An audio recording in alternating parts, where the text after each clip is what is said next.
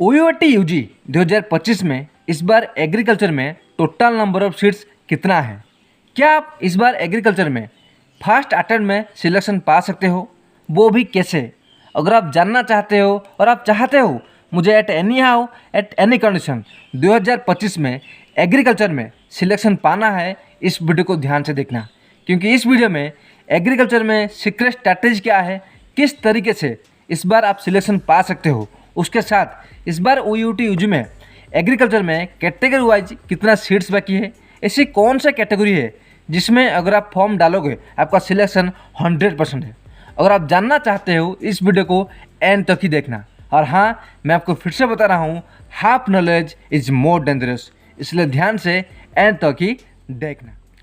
Hello friends, मेरा नाम है गौतम और आप सभी को स्वागत है हमारे यूट्यूब चैनल में, जहाँ पर होता है सिर्फ और सिर्फ टू द पॉइंट बातें और कुछ बकवास होता नहीं।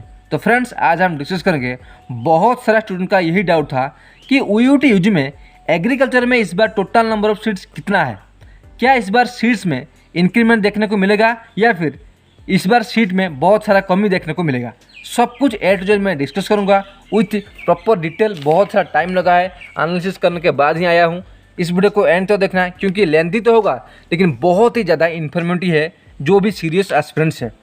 वीडियो स्टार्ट करने से पहले मैं आपको बताना चाहूँगा, मैंने ऑलरेडी OUT UG 2025 में जितने भी रूल्स एंड रेगुलेशन, उसके साथ सिलेबस में जो भी चेंजेस हुआ है, वीडियोस बना चुका हूँ। अगर आप सीरियसली प्रिपेयर करते हो और आप चाहते हो सिलेक्शन, नीचे डिस्क्रिप्शन में सारे वीडियो का लिंक दे दूंगा, जाकर 1 by 1 एक बार देख लेना। क्योंकि जो भी सीरियस एस्पिरेंट्स है, अगर 2025 में जितने भी रूल एंड रेगुलेशन में चेंजेस हुआ है, मार्किंग प्रोसेस, एग्जाम पैटर्न या फिर सिलेबस में प्रॉपर स्ट्रैटेजी, सीक्रेट स्ट्रैटेजी, उसे अगर पता नहीं होगा उसका सिलेक्शन कभी भी नहीं होगा। मैं चाहता हूँ मैंने जो अपने टाइम पर गलती किया था, आप भी वो सेम गलती करो। ओके, अब आता है पॉइंट पर, जो भी जितना भी डाउट्स है OUT UG 2025 में एग्रीकल्चर से रिलेटेड। ओके, फर्स्ट पॉइंट है, इस बार एग्रीकल्चर में क्या कुछ सीट्स एडेड हुआ है या फिर रिमूव हुआ है? देखो, अगर आप सीरियसली प्रिपेयर करते हो, आपको पता होगा हर साल OUT में कुछ ना कुछ चेंजेस होता है, यानी कि सीट्स में इंक्रीमेंट होता है, यानी कि कुछ ऐड होता है, कुछ रिमूव होता है। तो इस बार भी 2025 में बहुत सारे चेंजेस हुआ है। वो चेंजेस में इन डिटेल डिस्कस करूँगा, ध्यान से सुन। और हाँ, काइंडली मुझे एक बार नीचे कमेंट करना आपका कैटेगरी क्या है, उसके बेसिस पर मैं बताऊँगा आपके लिए ईजी स्कोर क्या है, कैसे आप कम पढ़ के कम टाइम में आप बहुत ही आसान तरीके से OUT UG में सिलेक्शन पा सकते हो। और ये भी पता होगा OUT ऑल उड़ीसा में अगर कोई एग्रीकल्चर, वेटरनरी, फॉरेस्ट्री, फिशरी में कोई टॉप लेवल का कॉलेज है जिसमें आप पढ़कर आपका सिलेक्शन लेकर 100% कैरियर सेफ जोन में ला सकते हो, वो है OUT। इसलिए OUT एग्ज़ाम को इतना ईजी मत समझना। सीक्रेट स्ट्रैटेजी क्या है वो तो मैं लास्ट में बताऊंगा, और भी जितना भी डाउट्स है मैं आपको क्लियर करना चाहूँगा। सेकंड क्वेश्चन है, इस बार एग्रीकल्चर में सिलेक्शन पाना ईजी है या फिर टफ है? मैं आपको एक ही वर्ड में आपको बताना चाहूँगा, इस बार 2025 में गोल्डन अपॉर्चुनिटी है OUT UG में स्पेसिफिक एग्रीकल्चर में सिलेक्शन पाना, क्योंकि इस बार बहुत सीट में बहुत ज़्यादा डिफरेंस देखने को मिलेगा, यानी कि सीट में इंक्रीमेंट देखने को मिलेगा, यानी कि वैकेंसी ज़्यादा है तो आपका सिलेक्शन भी बहुत ही ईजी होगा। और हाँ, सेफ रैंक क्या है इस बार मैंने ऑलरेडी वीडियो बना चुका हूँ, नीचे डिस्क्रिप्शन में देख लेना।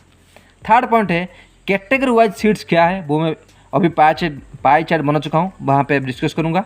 नेक्स्ट है हाउ मनी कॉलेजेस, यानी कि इस बार 2025 में क्या कोई कॉलेज ऐड हुआ है या फिर नहीं, ये आपको बताना चाहूँगा। OUT UG में स्पेसिफिक एग्रीकल्चर में 3 कॉलेज है, वो 3 कॉलेज क्या है, अगर आप फ्रेशर हो मैं आपको बताना चाहूँगा। फर्स्ट है agriculture, college of agriculture Bhubaneswar, BBSR। Okay, जो भी हाई स्कोर रखेगा यानी टॉप रैंक है जिसमें, वो BBSR में फर्स्ट अटेम्प्ट में सिलेक्शन पाएगा। सेकंड है एग्रीकल्चर ऑफ चिपलिमा, ये सेकंड कॉलेज जिसमें भी बहुत ज़्यादा स्कोप है। उसके साथ और एक कॉलेज है agriculture of Bhawanipatna. Okay, specific agriculture के लिए उड़ीसा में ये 3 कॉलेज है, एग्रीकल्चर भुवनेश्वर, एग्रीकल्चर चिपलिमा और एग्रीकल्चर भवानीपटना। ओके, और हाँ, मैं बताना चाहूँगा मैं एक उड़िया हूँ, यानी कि मैं उड़ीसा से बिलोंग करता हूँ। मैं हिंदी इसलिए बोल रहा हूँ कि बहुत सारा स्टूडेंट है जिन्हें उड़िया समझ में नहीं आता है, इसलिए मैं हिंदी में जो बता रहा हूँ सभी के लिए हिंदी में बता रहा हूँ। आप बातों को यानी कि जो लैंग्वेज है उसके पीछे मत भागो। जो बता रहा हूँ proper information based on my practical experience, उसे अच्छे से फॉलो करो अगर आप चाहते हो सिलेक्शन। ओके, लास्ट है सीक्रेट टू गेट सीट। कैसे आप, ऐसा तरीका क्या है जिसमें कम रैंक पर भी आपका सिलेक्शन हो सकता है, वो मैं बताऊंगा लास्ट में।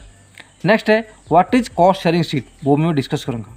अब आता है आपका फर्स्ट डाउट कि इस बार जो सीट्स है वो कितने total number of seats available है 2025 में, और सीट में क्या कुछ चेंजेस हुआ है। देखो ये है डायग्राम। ये जो डायग्राम है मैंने ऑलरेडी अपने टेलीग्राम पर दे चुका हूँ।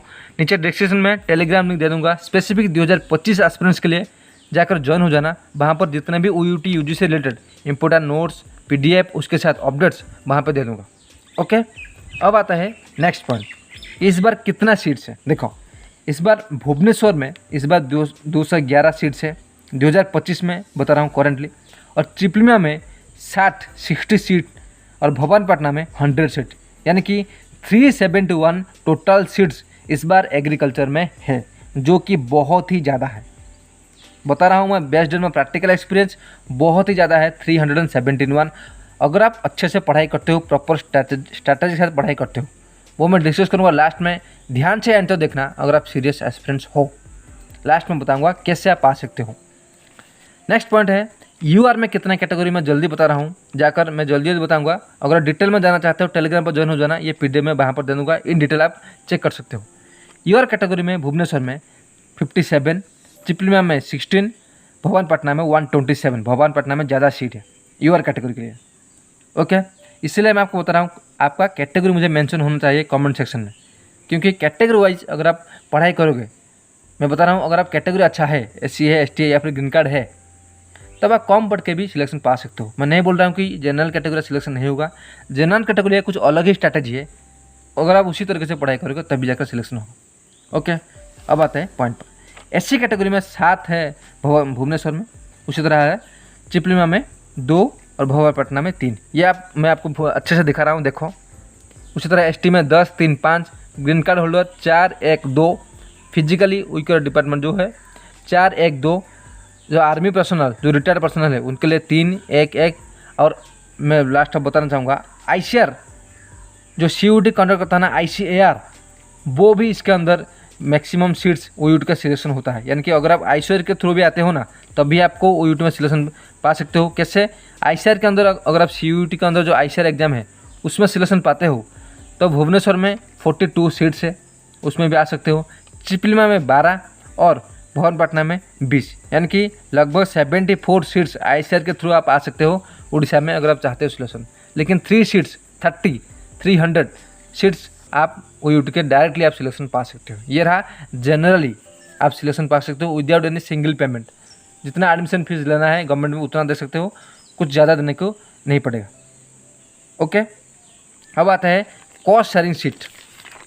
कॉस्ट शेयरिंग सीट में कितना सीट्स है एग्रीकल्चर में? एग्रीकल्चर में कॉस्ट शेयरिंग सीट में स्पेसिफिक भुवनेश्वर में UR में 57, त्रिपुलिया में 17, भवानीपटना में 27। उसी तरह SC में 7, 2, 3, ST में 10, 3, 5, GCH green card holder 4, 1, 2, physically weaker department 4, 1, 2, army जो रिटायर्ड पर्सन है 2, 1। यानी कि अगर आप कॉस्ट शेयरिंग के थ्रू जाते हो उसमें आपको 84 सीट्स भुवनेश्वर में, उसी तरह त्रिपुलिया में 26 और भवानीपटना में 40 सीट्स आपको देखने को मिलेगा। ये भी मैं PDF दे दूँगा नीचे डिस्क्रिप्शन में, जाकर ज्वाइन हो जाना अगर आप सीरियस एस्पिरेंट्स हो। अभी बहुत सारा स्टूडेंट का डाउट होगा कि सर कॉस्ट शेयरिंग क्या है? कॉस्ट शेयरिंग का मतलब यह है, अगर आप जनरली जो जितना भी सीट्स है, मान लो सेफ रैंक है 1300, अगर आप 1300 रैंक के अंदर आते हो तब आपका जनरल में फ्री ऑफ कॉस्ट सिलेक्शन होगा। लेकिन अगर आप 1301 से लेकर नीचे आओगे, यानी कि 1400, 1500, तब आपको कॉस्ट शेयरिंग में एक चांस मिलता है सिलेक्शन पाने का डायरेक्टली गवर्नमेंट सेक्शन में, यानी कि एग्रीकल्चर भुवनेश्वर, त्रिपुलिया, भवानीपटना में। लेकिन कॉस्ट शेयरिंग का नाम ही जैसा है, यानी कि आपको थोड़ा एक्स्ट्रा अमाउंट देना पड़ेगा। कॉस्ट शेयरिंग क्या है उसके ऊपर डिटेल में वीडियो ला चुका हूँ, नीचे डिस्क्रिप्शन में जाकर देख लेना। ओके, लेकिन मैं बताना चाहूँगा अगर आप प्रॉपर स्ट्रैटेजी के साथ पढ़ाई करोगे आपका सिलेक्शन होने से कोई नहीं रोक सकता। सीक्रेट क्या है? जितने भी पर्सनल गाइडेंस लिए हैं उन्हें पता होगा।